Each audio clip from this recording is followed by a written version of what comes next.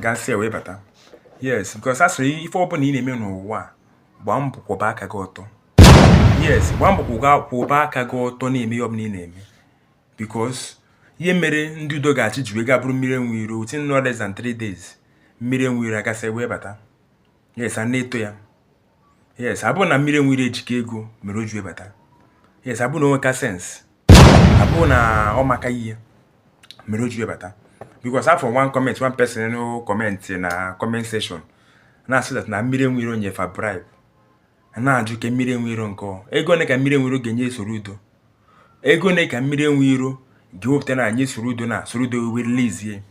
Yes, because na ajụ onwe m that na ekwu okwu ka enyewe bribe. Ka enyewe bribe akwa ọkọtụ aka ga-aka weta ego. Because akwa ọkọtụ aka bie ka sefa wee jide ego. Yes. Ka mmadụ nọkọta nọ na-ekwu that na mmiri enwe iro nyefa bribe na asị. Nse asị na mmiri enwe iro ke mama enyefa bribe. Because that's when if omni na-eme n'ụwa kwụba aka gị ọtọ. Yes, ndị udo ga-achị abịago na be mmiri enwe iro wee nyochasie wee gasị ihe nefa gasịrị wee chọpụta that na aka mmiri enwe iro dị ọcha. Ya mere eji wee hapụ mmiri enwe iro nwere ihe ọzọ. Because some people nọkọta nọ anasị na mmiri enwe iro nyefa bribe, mmiri enwe iro nyefa bi say lie. Ọ bụ na mmiri enwe iro so agwọ oke ite a na-agwọ. Yes, ma mmiri enwe iro akarị bata by na. Yes, ọ bụ na mmiri enwe iro so agwọ oke ite so atụ ọdị so aja nsuru ọkụ afa na-achụsị. Mmiri enwe iro emegide wee bata by na ifo. Yes, because that's ife ọmụrụ na-eme n'ụwa. Ife ọbụla whatever thing ọsọ gị na-eme kwụba aka gị ọtọ na-eme jiri eziokwu na-ekwu ya. Yes, ka mmalisa anya na-asị na mmiri enwe iro weta bribe na that's why mere ji hapụ mmiri enwe iro. Asị. Yes, before ndị udo ga-achị ewe release mmiri enwe iro. Because ọ bụ na mmiri enwe iro na fine evidence. Yes, na ọ bụ na fine evidence ebe ọ nọ. Ọ bụ na emegide chọpụta that na ọ na-agwọ oke ite.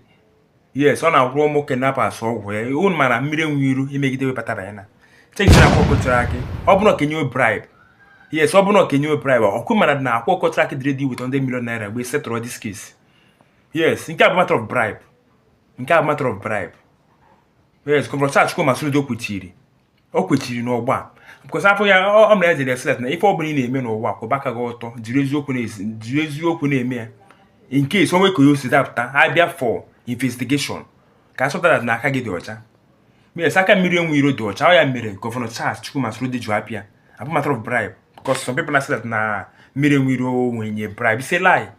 Mmiri enwe iro akwa ọchịchị ọkwụrụ pin na ife ọnụ fọrọ.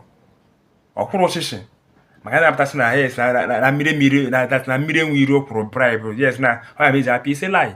Ọ bụrụ ka eweta bribe mee akwụkwọ kọchụrụ aka gị kwụ ụgwọ since we say ebe ọ na-ewepụta.